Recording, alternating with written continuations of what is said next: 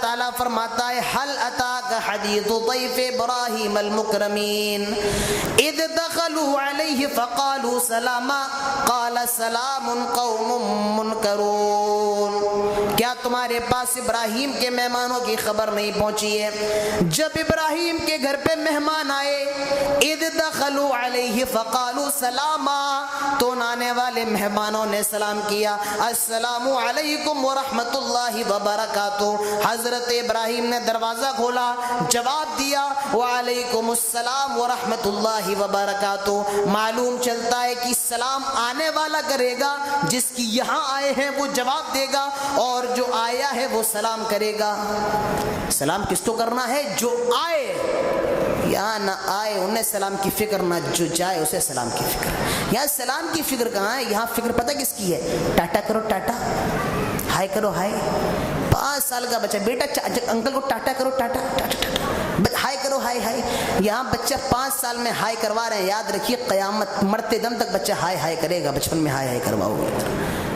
سلام کروایا، سلام کیا، السلام علیکم ورحمۃ اللہ، وہاں سے جواب بھی دیا۔ قوم منکرون، اور ان کو کبھی جانتے بھی نہیں تھے، یہاں جاننے کے بعد بھی سلام نہیں کر پاتے ہیں، جانیں گے بھی نہیں، منہ تھوڑا کر کے نکلیں گے، یہاں جانتے بھی نہیں، سلام کر رہے ہیں، جواب دے رہے ہیں۔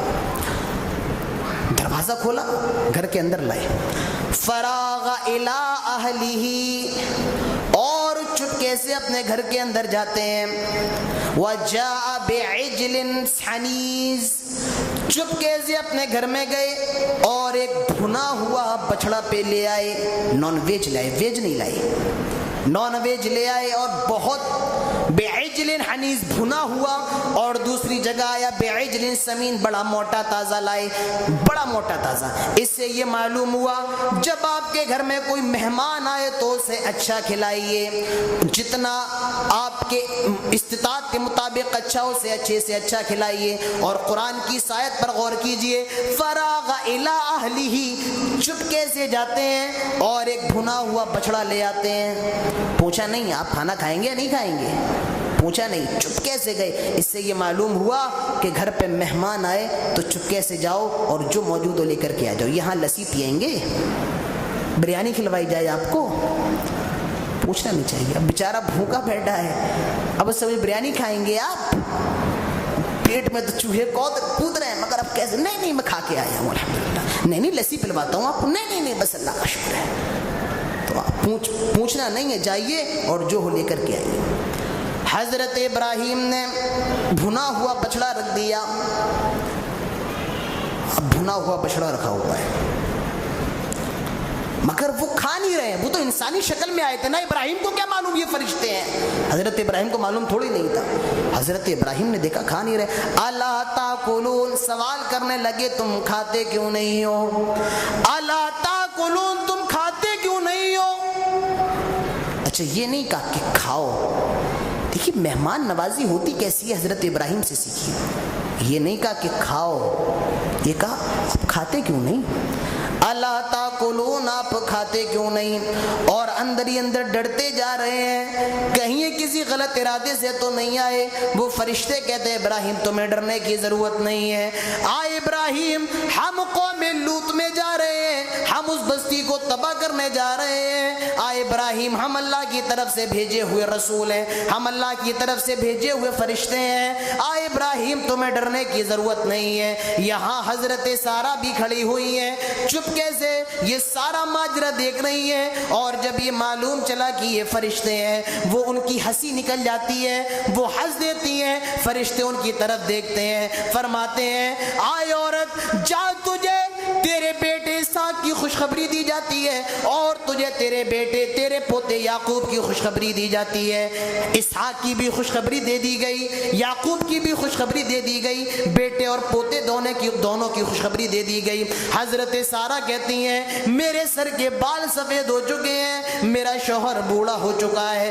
میں بالکل کمزور ہو چکی ہوں، میرا عمر کا تقاضا یہ ہے کہ میں بچے تو پیدا نہیں کر سکتی ہوں، پھر میرے بچہ کیسے پیدا ہوگا؟ وہ فرشتے کہتے ہیں یہ اللہ کی مرضی ہے، یہ اللہ کا حکم ہے، بس بچہ پیدا ہوگا، یہ اللہ تعالیٰ کا حکم ہو چکا ہے۔ اس سے اندازہ لگائیے، اس سے یہ بھی اندازہ لگایا جا سکتا ہے اگر بچہ بچہ پیدا ہونے سے پہلے اگر کوئی نام رکھنا چاہے تو رکھ سکتا ہے. ابھی لڑکا لڑکی نہیں ہوئی ہے, کوئی نام ڈیسائیڈ کرنا چاہے تو رکھ سکتا ہے, کوئی حرج نہیں ہے, کیونکہ پیدا ہونے سے پہلے ہی خوشخبری دی اور نام بھی بتا دیا, کیا تیرا بیٹا اسحاق ہوگا اور تیرا پوتا یعقوب ہوگا. اس سے ایک بہت پیاری بات بتانے جا رہا ہوں.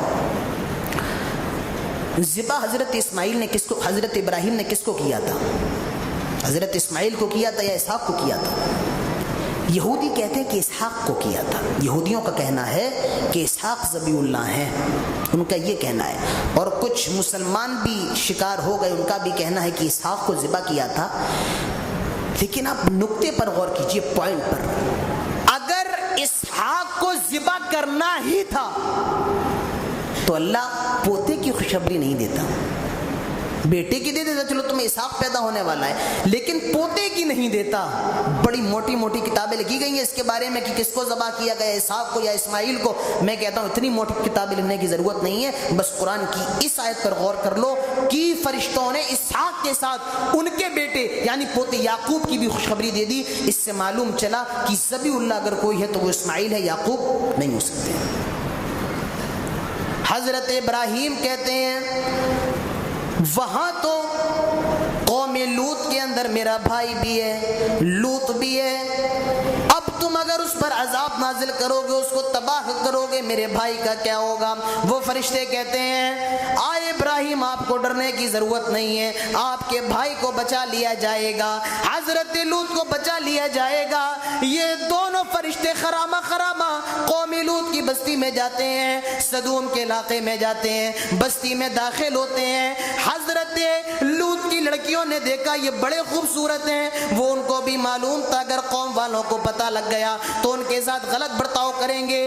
ابھی کسی کو یہ نہیں معلوم ہے یہ فرشتے ہیں, وہ سمجھے یہ بھی انسان ہے. بڑی خوبصورت شکل تھی. حضرت لوط کی بیٹی اپنے گھر میں لے آئی اور ان کو چھپا دیا. حضرت لوط کو خبر ملتی ہے, مگر حضرت لوط کی جو بیوی تھی وہ منافق تھی, وہ کافرہ تھی. اس نے پورے قوم والوں کو بتا دیا, آئے قوم کے لوگوں میرے گھر میں اتنے خوبصورت لڑکے آئے ہیں, میرے گھر میں اتنے حسین و جمیل لڑکے آئے ہیں. پوری قوم کے لوگ جمع ہو گئے. حضرت لوط علیہ السلام بہت زیادہ پریشان ہے. حضرت لوط فرماتے ہیں آئے لوگوں یہ تم کس گناہ کا شکار ہو, آئے لوگوں یہ تم کس غلطی کا شکار ہو, کس جرم کا شکار ہو؟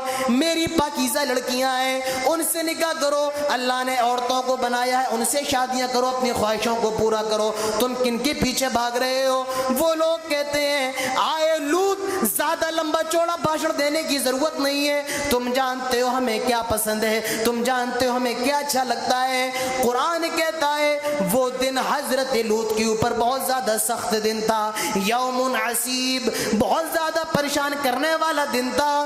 وہ دونوں فرشتے کہتے ہیں آئے لوط تمہیں ڈرنے کی ضرورت نہیں ہے, آئے لوط تمہیں فکر کرنے کی ضرورت نہیں ہے, ہم اللہ کی طرف سے بھیجے ہوئے فرشتے ہیں اور ہم ان پر عذاب نازل کرنے والے ہیں. آج ان کی بستیوں کو الٹ دیا جائے گا. آئے لوط تم رات میں اپنے پورے گھر والوں کو لے کر چلے جانا اور اس بستی کو چھوڑ دینا, اپنے بیوی بچوں کو اس بستی سے لے جانا, اور یاد رکھنا پیچھے مڑ کے نہ دیکھنا. کوئی بھی آواز آئے, کوئی بھی دھماکہ ہو, کوئی بھی چیخ آئے, مگر پیچھے مڑ کے نہ دیکھنا. حضرت لوط رات میں اپنے بیوی بچوں کو لے کر نکل جاتے ہیں. ایک آواز آتی ہے, ایک چیخ آتی ہے, حضرت لوط تو آگے آگے جا رہے ہیں, جیسا فرشتوں نے کہا تھا ویسے ہی کر رہے ہیں, مگر ان کی بیوی نے پیچھے مڑ کے دیکھ لیا, وہ بھی کافرہ تھی, پیچھے مڑ کے دیکھ لیا, ہائے میری بستی, ہائے میری قوم. اسی وقت آسمان سے ایک بڑا سا پتھر آتا ہے, حضرت لوط کی بیوی کا بھی کام تمام کر دیتا ہے. حضرت لوط بچا لیے جاتے ہیں, ان کے بچے بچا لیے جاتے ہیں, اور اس قوم کو تباہ و برباد کر دیا جاتا ہے. اور کیسے تباہ کیا جاتا ہے؟ اس قوم پوری بستی کو, پورے شہر کو اٹھایا جاتا ہے اور اوپر سے نیچے کر دیا جاتا ہے, یعنی پوری بستی کو الٹ دیا جاتا ہے. اور الٹنے کے بعد آسمان سے پتھروں کی بارش ہوتی ہے, بڑے بڑے پتھر گرتے ہیں اور یہ پوری قوم لوط تباہ و برباد ہو جاتی ہے. اس میں کوئی بھی شخص ہے جو نہیں بچتا ہے, سارے لوگ مر جاتے ہیں, سارے لوگ ختم ہو جاتے ہیں, سارے لوگ, کوئی نہیں تھا جو بچ سکے, کوئی نہیں تھا.